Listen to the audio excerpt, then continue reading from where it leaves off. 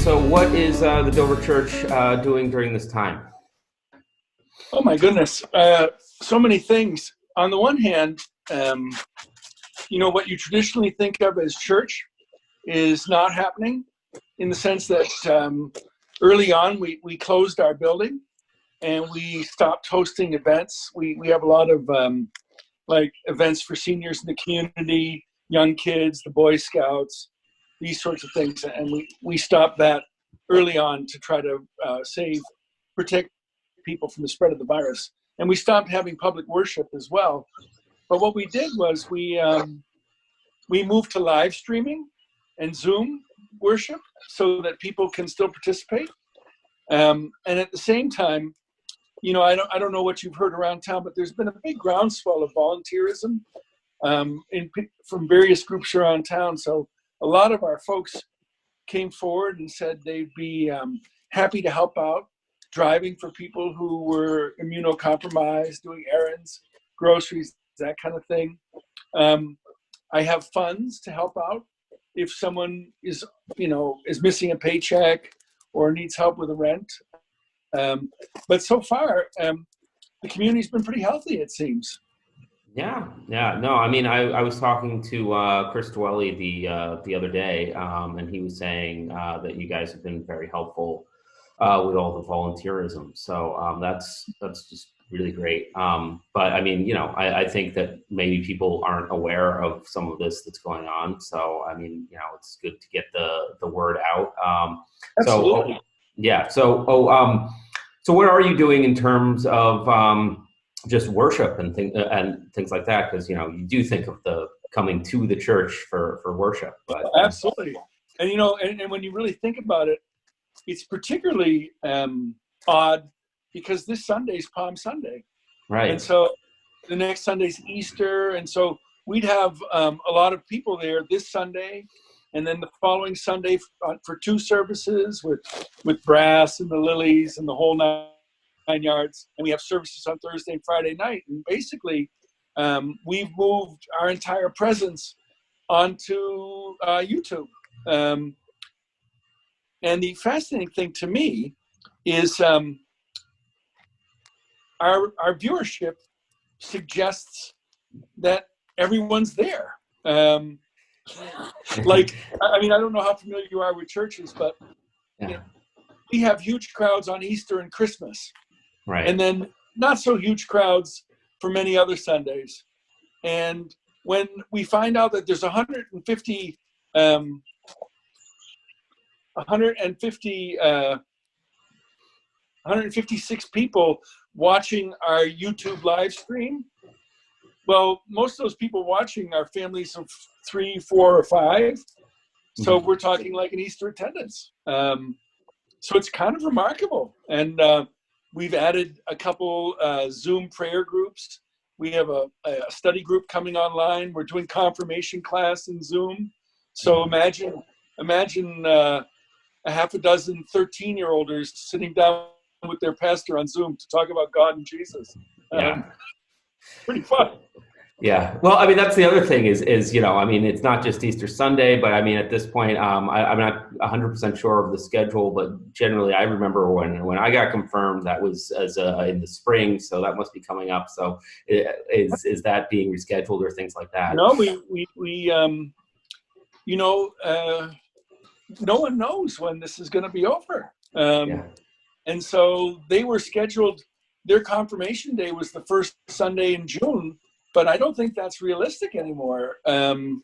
So it may have to happen in the fall sometime, which is kind of sad, but it is what it is. Because most of them would want their extended families to come and their friends, and that's just not possible for some time. So it's been a sharp learning curve. Let's put it that way for me, because I'm pretty old school. I was born before all of this stuff was invented. I mean, I graduated from graduate school before all of this stuff was invented. So I've been learning quickly. Luckily, I have some great staff people who are doing Zoom tutorials and figuring out how to do it. And we watch what other churches are doing. I know the folks at St. Dunstan's are being very innovative as well. So, you know, and I found that people are really appreciative of the effort in general that we're making to try to carry on, keep people connected. I mean, we worry about the folks who are fragile in the community. But interestingly enough, most of the folks who are fragile in our community are tough old Yankees who don't want anyone to help them. Yeah. So, you know, we say we're happy to go get groceries. And they're like, no, I'm fine. So it's kind of an interesting thing right now, but we do worry about it. Yeah, no. And then, so how much are you coordinating with other churches across the state and things like that? Is there kind of a leadership position that's been kind of issued during this time, or what's going on with that? Our particular church is a member of the United Church of Christ, and there are 350 of them, at least, I think, in the Commonwealth. And so our leadership is offering guidance, so about, you know, proper hygiene and social distancing for beginners, technological advice about how to do church in these times, best practices, resources for people who need them, to figure out how to do a Zoom church service. And, you know, there are even grants that are coming online, because our church doesn't have this problem right now, but, you know, some churches, a lot of their income comes from rental properties. Like, imagine if you have a nursery school or a lot of things going on and you depend upon that, and all of a sudden your operating budget's decimated. Now, we're not in that position, but there are grants that you can apply to offset those in the meantime. So it's been very helpful. And I know that the other denominations have similar coordination. And I think here in Dover, mostly we're all putting our resources we're waiting for the town to ask us. And should they need volunteers? I mean, most of our people have volunteered both at the church and through the town. There's a town website where people have signed up to offer their services. Yeah. And then that's the other thing is I always think of, you know, because of the high attendance usually around Easter, that can also be a big fundraising drive for many churches, in terms of just, you know, passing the donation plate around or things like that. Absolutely. Well, you know, we're going to be doing it online giving. Yeah. Which is a big shift for us. Yeah. It's another one of those learning curves. But in a way, you know, many of our younger members have been saying, how come we can't donate online as easily?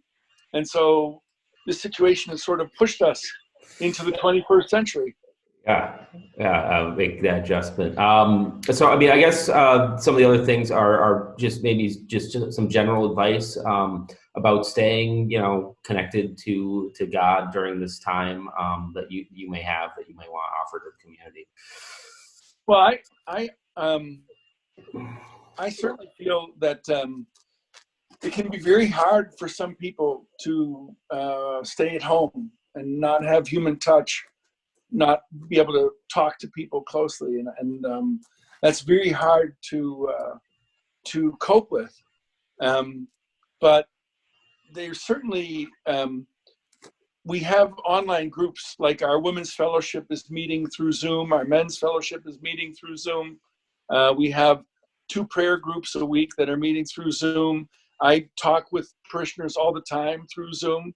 And so if anyone is feeling disconnected, I'm certain that they could reach out to any of the churches in town and would be able to connect with fellowship groups, because it's good for people to be able to voice their fears, like what exactly is it that's getting them down, whether it's fear of being sick or fear of their loved ones being sick or missing their loved ones who are far away, or wondering when this is all going to end. Are they going to lose their jobs or their money?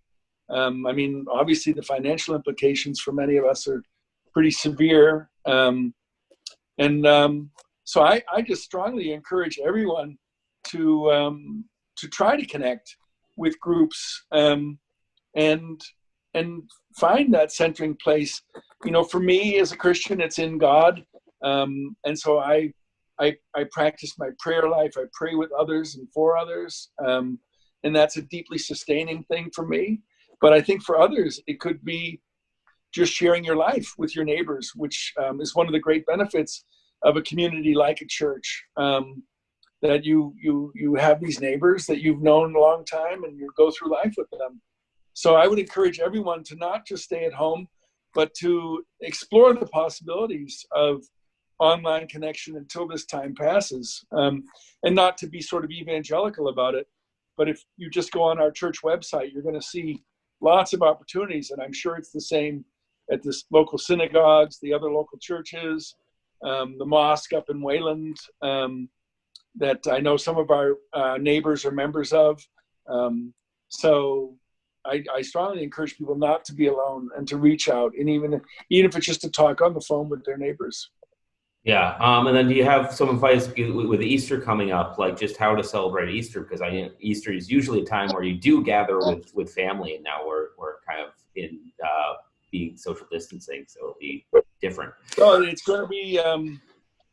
going to be very different. But as a Christian, and not to get a sermon into this interview, but the original Easter story, there's only two women at the tomb, and they're not sure what happened, and they run away terrified. And when they tell the disciples what happened, the disciples don't believe them. And so this may be a very authentic Easter, in the sense that we're going to be in very small groups, wondering where God is moving in all of this, and how, hope is moving forward. Because I do see a lot of hopeful things happening. The scientists who are working on this, it's the most amazing stories that I hear of the rapid discoveries that people are making in immunology, that I'm so impressed. But as for getting together for dinner and all of that, and sitting around with extended families and neighbors around a table, I think you're going to have to FaceTime it this year. And that's going to be tough, I think. The second part of the Easter story is all the disciples are upstairs. They're back in the upper room where they had the Last Supper, and they're hiding out for fear of what's going to happen. And Jesus comes to them after the resurrection, and it's very poignant in this time where so many of us are just staying in our homes. So I'm hopeful that people who are practicing Christians will spend some time reading that story and seeing it in the light of where they are today, and wondering where the resurrection's happening for them. And I'll be preaching it so they can watch me, but obviously a lot of it is the family and the dinner and the celebrations and the flowers. So, yeah. Yeah, no, I mean, and that's the other thing is thankfully we are still able to connect via technology.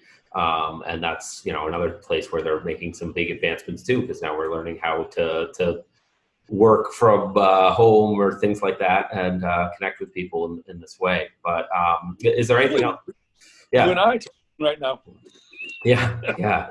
So is there anything else you'd like to say to the community, just in general, about what's going on, or the church, or what's going on with you, or anything like that? Well, I'm well, and my family's well, and I'm certainly thinking of everyone all the time, and I'm praying for people, and we're talking on the phone, and I would just, as strongly as I can, encourage everyone to really, really listen to the advice about the social distancing and the wearing the gloves and the mask,